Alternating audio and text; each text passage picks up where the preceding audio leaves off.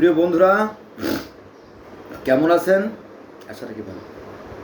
এই যে মানুষ এই যে মানুষ মানুষ স্বভাবতই একটা নিকৃষ্ট এবং বিশ্বাসঘাতক প্রাণী। সে ব্যাপারে বিন্দুমাত্র সন্দেহ নাই, সন্দেহ নাই, সন্দেহ নাই।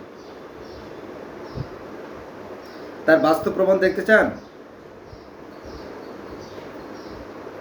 আমাদের এই বাংলাদেশে যে কয়শো, যে কয় হাজার বা যে কয় লাখ পুলিশ থাকুক না কেন, দেখবেন যে পুলিশের চাকরিগুলো 15 লক্ষ টাকা, 20 লক্ষ টাকা, 25 লক্ষ টাকা, 50 লক্ষ টাকা ঘুষ ছাড়া হয় না।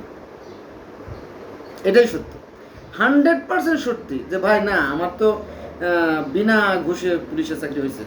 হ্যাঁ, হতে পারে যদি আপনার মামা খালু চাচা থেকে থাকে, বিসিএস দিচ্ছেন আপনি, হ্যাঁ, কাছের মানুষ, হয়তো 5% হয়েছে, এটা সত্য। কিন্তু অধিকাংশই কিন্তু ঘুষ ছাড়া চাকরি হয় না। আর এরা, ওদের মেন্টালিটিটা ওরকমটি থাকে যে আমি যখন 15 লক্ষ টাকা দিছি পুলিশের চাকরিতে, আমি 15 কোটি টাকা তুলে নেবই নেব। কারণ এই চাকরির বাচ্চার চাকরি আমার বাড়ি বিক্রি করতে বাধ্য করছে, আমার বাপ দাদার ভিটে বিক্রি করতে বাধ্য করছে, এই চাকরি আমাকে ঘর বিক্রি করতে বাধ্য করছে, এই চাকরি আমার বাপের হালের গরু বিক্রি করতে বাধ্য করছে। আমার মা যে বারান্দায় থাকতো, সেই বারান্দাটুকু বিক্রি করা লাগছে শেষ পর্যন্ত। আমাদের ভিটে মাটাই সব শেষ করে দিয়েছে এই চাকরি। অতএব আমি এই চাকরিকে দেখে নেব, আমি এই চাকরির আগাগোড়া বুঝে নেব। আমি 15 লক্ষ টাকা যখন দিয়েছি, 15 কোটি টাকা আমি নিয়েই নেব। প্রমাণ আছে, আপনারা যদি আমার কাছে আমার কমেন্ট করবেন, আমি দেখাই দেবো। কোটি কোটি টাকা, হাজার কোটি টাকার মালিক হয়ে গেছে আমার সামনে। ম্যাট্রিক পাস করিয়া সে পুলিশ চাকরি নিয়েছে, আজকে তার কোটি কোটি টাকার মালিক। প্রমাণিত সত্য। যে ভাই, আপনার কথা ঠিক আছে, আপনার কথা বুঝলাম, কিন্তু বুঝলাম না যে সবাই তো আর খারাপ হতে পারে না। কারণ আপনি তো নোয়াখালীর লোক, তাই না? সবাই তো আর খারাপ হতে, এটা আমিও মানি।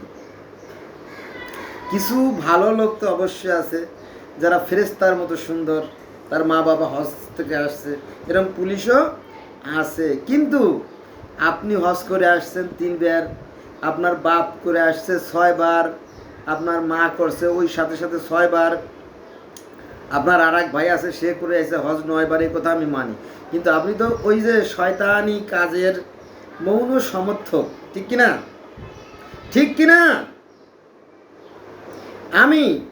আমি বাশার, আমার নাম আবুল বাশার মোল্লা। আমি জন্মগতভাবে আমি সত্যের পক্ষের মানুষ। আমি 4টে মাদ্রাসায় পড়ছি, আমি কারিয়ানা করছি, ইসলামী স্টেজে মাস্টার্স পর্যন্ত করছি, এবং আমি ক্রান্তিকাল, পথকলি, সাপ্তাহিক ইদানিং এবং বর্তমানে আমি আরেকটা পত্রিকার সাথে লেখালেখির সাথে জড়িত। আমি বই লিখেছি। আমি চিরকাল মানুষের যাতে মানে উপকার হয় সেই কাজের সাথে আমি জড়িত ছিলাম। তারপরও আমি অভিযোগ নিয়ে গেছি থানায়। আমি থানায় নিয়ে গেছি অভিযোগ। পরদিন আমাকেই পুলিশে ধরে নিয়ে গেছে। আমি তো লজ্জায়, ঘৃণায়, ক্ষোভে বাঁচি না। তারপরে এটা তো মেনে নেওয়া যায় না, অন্যায়রে তো মেনে নেওয়া যায় না। আমি সেরকম চিজ নই। আমি পুলিশ হেড করার অভিযোগ করছি। পরে এটা চলে গেছে আপনার গোপালগঞ্জ কোর্টে অ্যাপ্লিকেশন। আমাকে এএসপি মিজান সাহেব ডাকছে। এএসপি মিজানের লেখা আছে, হাতের লেখা আছে, তার ছবি আমার কাছে সংগৃহীত করা আছে, নাম্বারও আছে, সব আছে। তো উনি বলতেছে, দেখেন কত বড় মানে খারাপ ঘরের সন্তান হলে পুলিশ চাকরি করে, কতটা খারাপ ঘরের সন্তানেরা পুলিশ চাকরি করে। এই মিজান এসপি মিজান বলে কি যে, দেখেন পুলিশের হাত বড় লম্বা, অনেক লম্বা, পুলিশের সাথে পারবেন না, হ্যান ত্যান। তো আমি, আমার ওয়াইফ ছিলাম পাশে, কথা বলতেছিলাম। দেখেন কথা বলতেছিল, আর উনি আবার কৌশল করে উনি ভিডিও করলো, মনে করছে আমি বোধহয় গ্রামের ক্ষেত থেকে উঠে আছে চদু, সে মনে করছে গ্রামের ক্ষেত থেকে উঠে আছে আমার চদু। আমার সাইজটা অবশ্য ছোটোখাটো, এই যে আমি আবুল বাসার, আমি কিন্তু এগুলো বুঝি।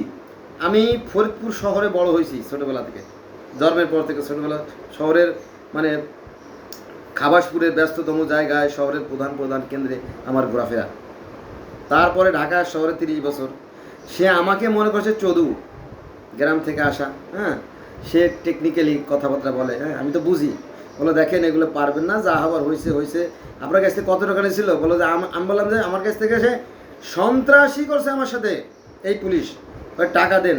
টাকা নিয়ে আবার সেই গ্রাম্য যে পুলিশ থাকে তাকে টাকা দিছে। আমি তো অসহায়, যাক সেটা আমি লিখে দিয়েছি হেডকোয়ার্টারের অভিযোগে। কিছুই কি হলো হলো না, বলো যা হয়েছে হয়েছে। উনার মতো করে মানে ওই এএসপি মিজান উনার মতো করে একটা লেখলো, অ্যাপ্লিকেশন লেখলো, লিখে একটা অ্যাপ্লিকেশন লিখে তারা বলো যে এটা সই করে। কি আছে এখানে?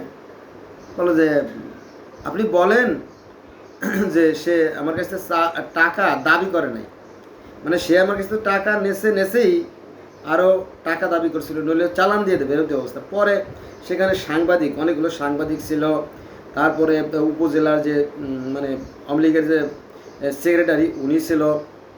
তো গণ্যমান্য ব্যক্তিরা তখন বলছে এটা তো অন্যায়, এই ছেলে তো ভালো ছেলে, হ্যাঁ, পরে আর কি ছেড়ে দিয়েছে, হ্যাঁ। কিন্তু আমি এখানে একটা ঘটনা আছে, মানে যেদিন আটকাইছে তার পরের দিন আমি সাংবাদিকের কাছে গেছি, সাংবাদিকের বলছি ভাই পুলিশের অন্যায় কাজ করছে আমার সাথে। তো তারপরে সাংবাদিক আবার ফোন দিয়েছে, ওই অন্যমালকেন সলিম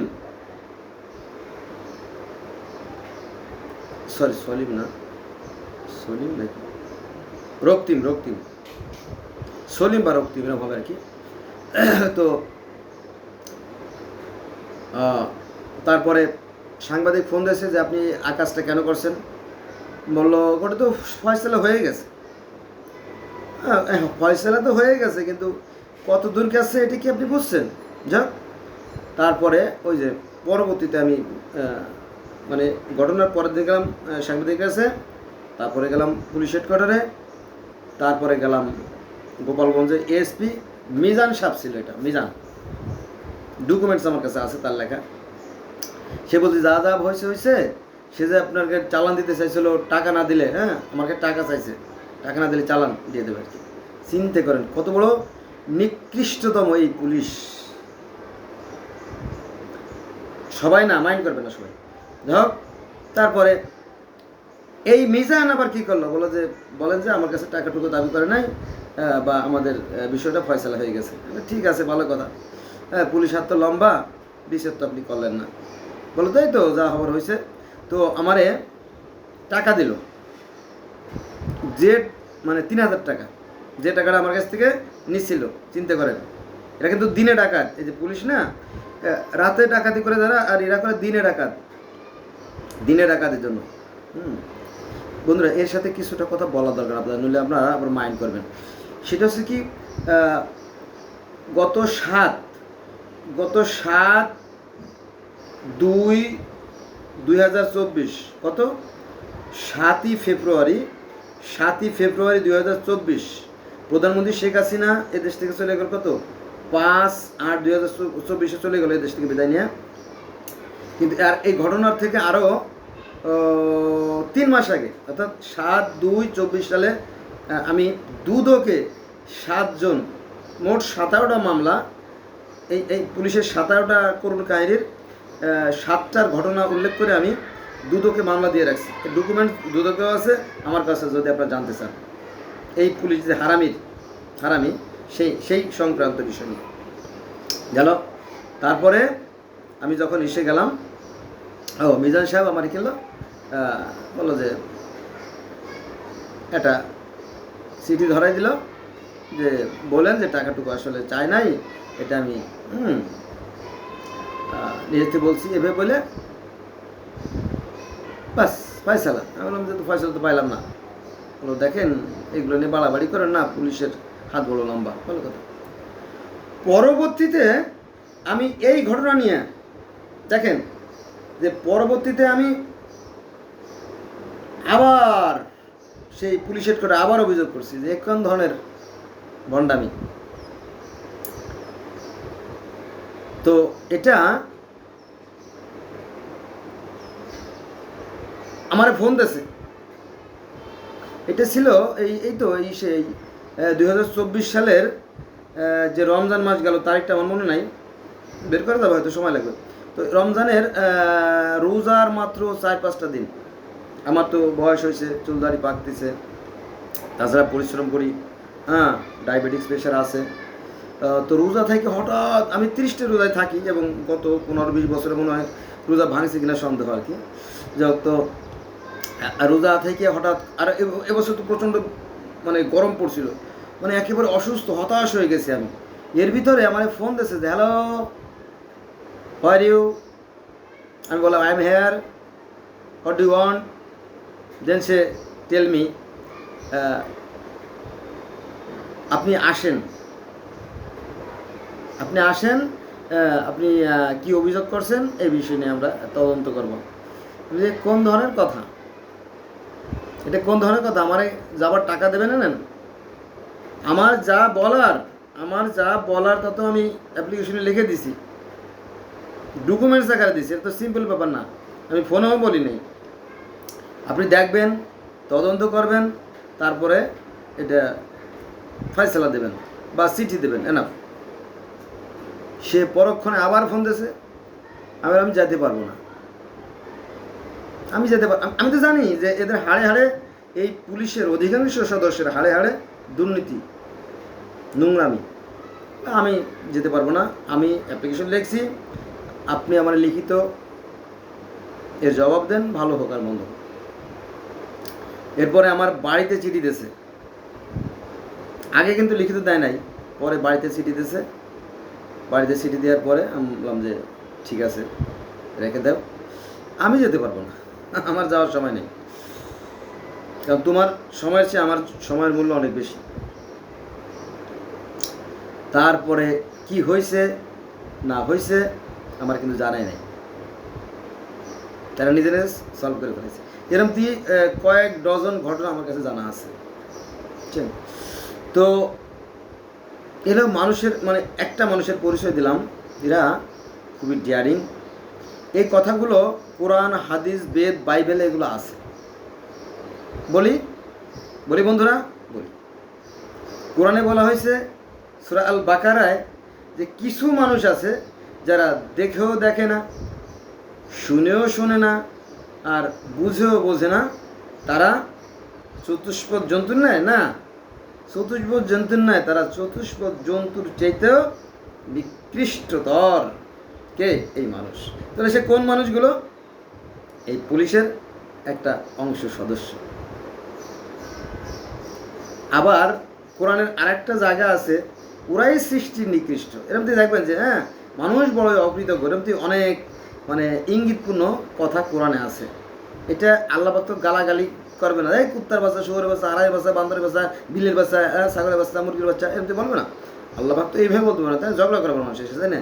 শুধু সুন্দর করে করে বলে দিয়েছে, হে মানুষ আমি তোমাকে সুন্দর করে করলাম আর তুমি করে ফেলে অসুন্দর। এইভাবে কোরআনে আছে। এবার আসেন বাইবেলে। বাইবেলে একটা বাক্য আছে যে চিরকাল জগৎ শাসন করে শয়তানেরা। কেন এই বাইবেলের কথাটা কেন বলা আছে জানেন? কারণ স্বর্গরাজ্য ছিল অনেক সুন্দর, সৃষ্টিকর্তা নিঃসন্দেহে মহান, অতি মহান এবং অতি সুন্দর, তার অনেক সুন্দর তার সৃষ্টি, সব সৃষ্টি সুন্দর করে করছে। এবং সৃষ্টিগুলোর একটা আছে আপনার ডিপার্টমেন্ট, ক্লাসিফিকেশন অফ ডিপার্টমেন্ট, এই শ্রেণীভেদ আছে, ধাপ ধাপ ধাপ ধাপ, বিভিন্ন জনের বিভিন্ন পদ আছে, দায়িত্ব আছে। এই আজাজেলকে করা হয়েছিল ফেরেশতাদের head of the department of ফেরেশতা অর অ্যাঞ্জেল করা হলো। তো ভালোই, আল্লাহ পাক বলতে, হেই আজাজেল, তুমি মিকাইল, জিব্রাইল, আজরাইল এদের ফের ক্লাস নেবা এবং এই সমস্ত কাজ তুমি সম্পাদন করবা। জি হুজুর, ঠিক আছে, এটা করবা সেটা করবা, পৃথিবীতে এখন বৃষ্টি দরকার, ওখানে বন্যা হচ্ছে, বন্যার পানি কমাই দাও, কারণ লক্ষ লক্ষ মানুষ মারা গেছে।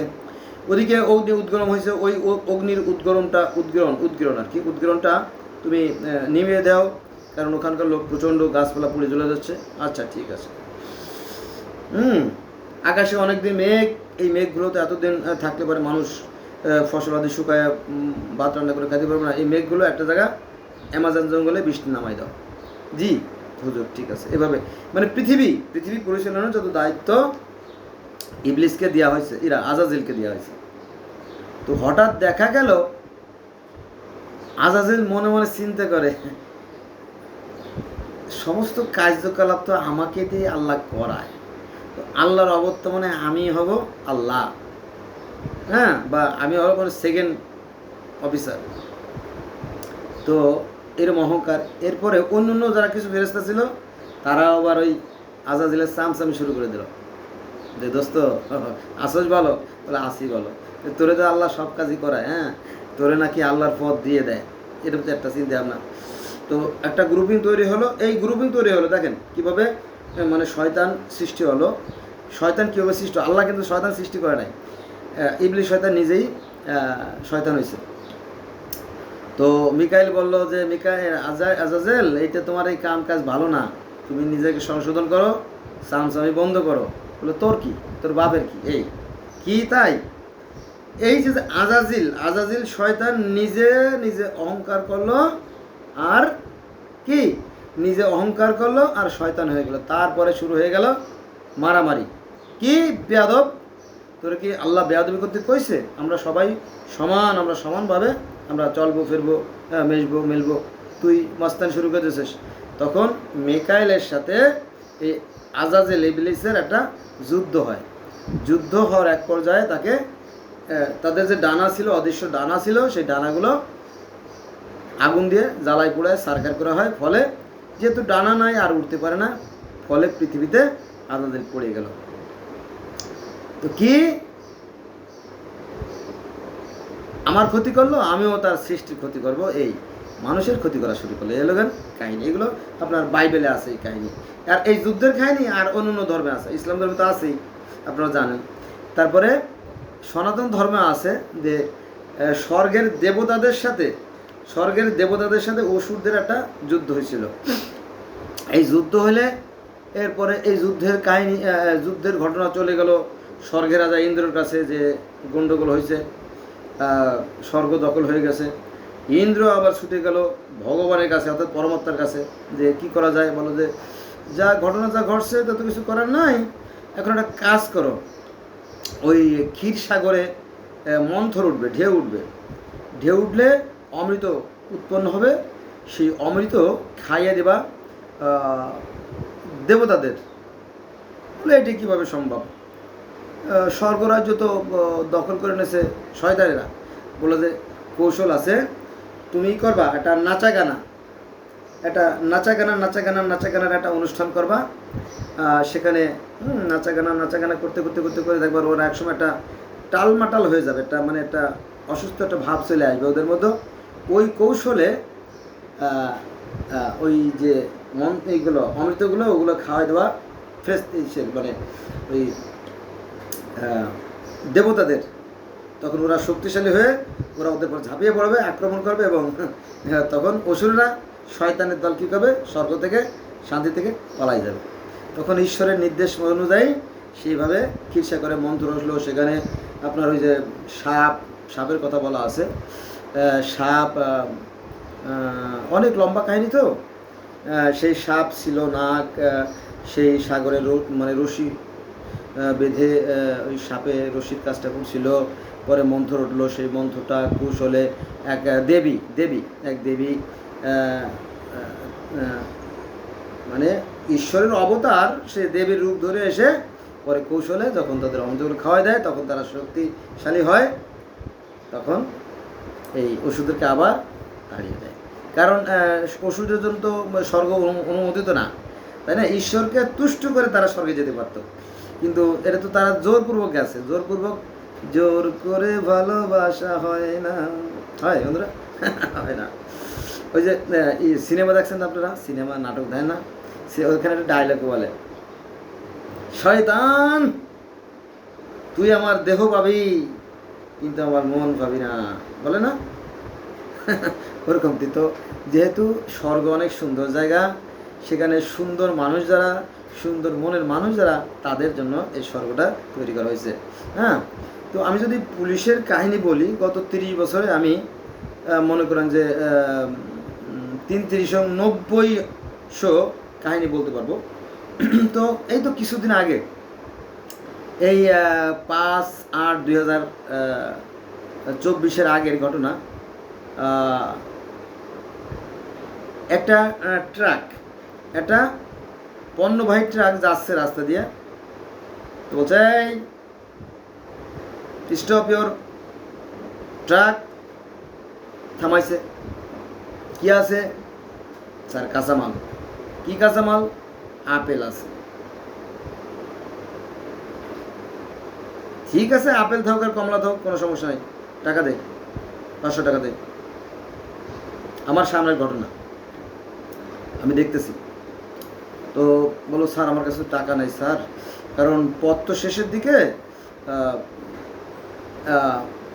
সামনে যদি কোনো বিপদ হয়, তাহলে গাড়িটা যদি নষ্ট হয়, তাহলে টাকা লাগবে। তাছাড়া আমার পকেটে নাচতে না, আপনার তো আমরা সবসময় দেই স্যার, আপনার তো সবসময় দেই, আপনার তো না বললেই আমরা, আপনারা না বলার আগেই তো আমরা হাত পাইতে এভাবে, তাই না, এইভাবে টুপ করে ছেড়ে দেয়, তাই না স্যার? অথবা ডিল মেরে ছেড়ে দেয় আপনাদের সামনে। তাহলে স্যার এই টাকাটা নিয়ে না, এটা আমার লাগবে স্যার।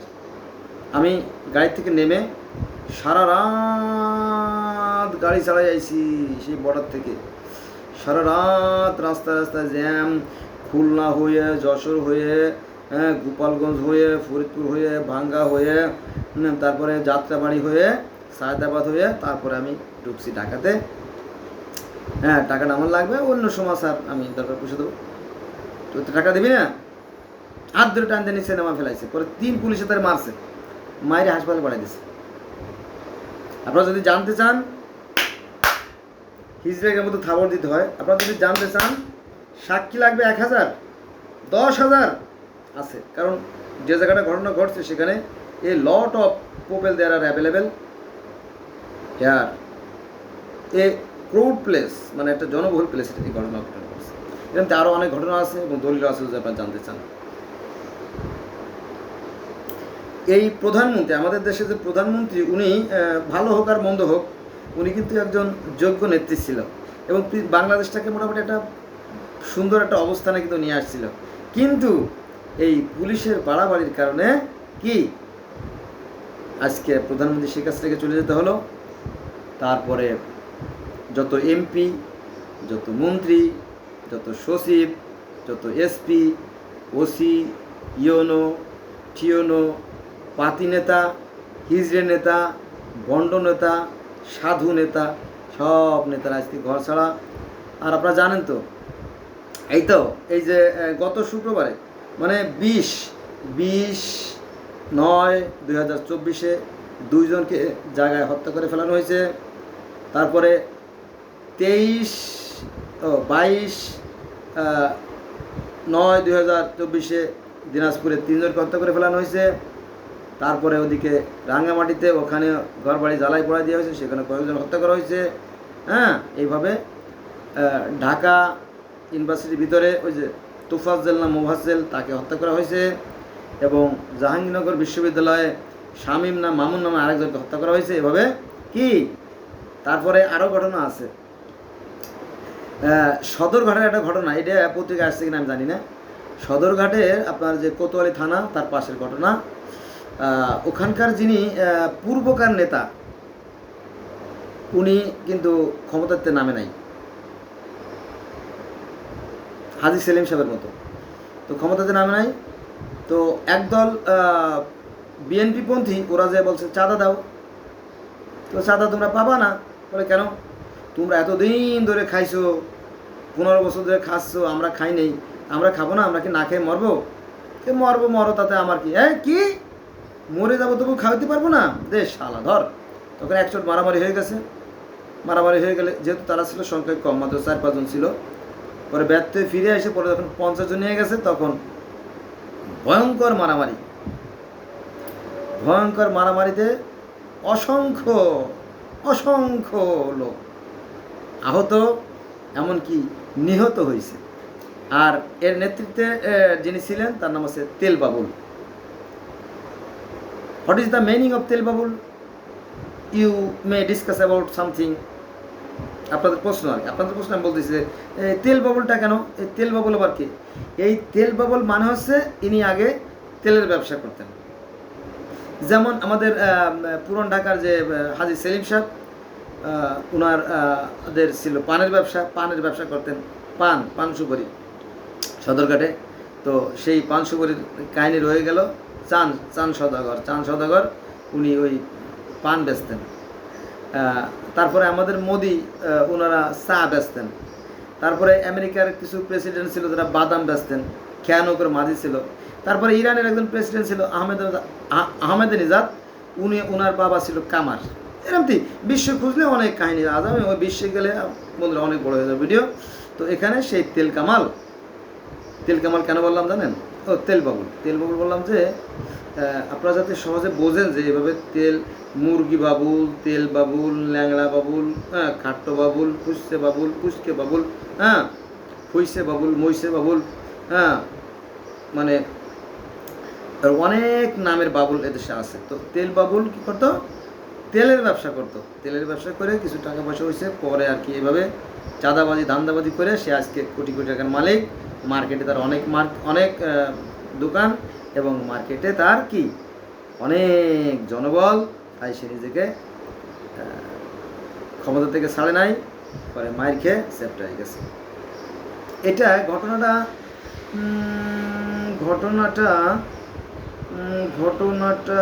20 তারিখ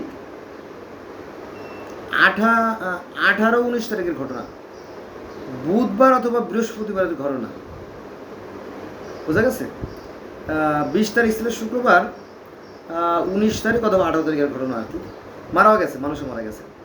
তো কে মারা গেছে নামটা আমি জানি নাই, এখনও শুনতে পারিনি, আর আমারও তো শোনার আগ্রহ নাই। তো বন্ধুরা ভিডিওটা অনেক বড় হয়ে গেছে, বা 27 মিনিট। তো বন্ধুরা, টু আর ইজ ম্যান, ভুল করা মানুষের স্বভাব, মানুষ মধ্যে ভুল করে। আপনারা আমরা ভুল করে দেবেন, ক্ষমা করে দেবেন, ক্ষমা সুন্দর দৃষ্টি দেখবেন। এই পুলিশের বাড়াবাড়ির কারণে আজকে দেশের এই অধপতন এবং অসংখ্য লোক হতাহত হচ্ছে গ্রামে। আর শুধু এখানেই শেষ করলে হবে না, একটা কথা না বললেন জানেন তো, গোপালগঞ্জে শুনেছি যে সেনাবাহিনীর একজন সদস্য মারা গেছে, তারপরে নাকি সত্য কিনা আমার স্পষ্ট মনে নাই, তবে লোক মারা গেছে, নিশ্চিত লোক মারা গেছে। তারপরে আরও অনেক মামলা মোকদ্দমা হয়েছে, কেউ শান্তিতে নেই আর কি। গোটা দেশের মানুষ এখন শান্তিতে নাই, এখন সবাই বিদ্রোহী হয়ে গেছে একদল আরেক দলের পর। তাদের সেই যে আদিম যুগের সেই যে ক্ষোভ, সেটা সুরক্ষিত করতেছে। বন্ধুরা আজকে এই পর্যন্ত রইল, সবাই ভালো থাকবেন, আল্লাহ হাফেজ।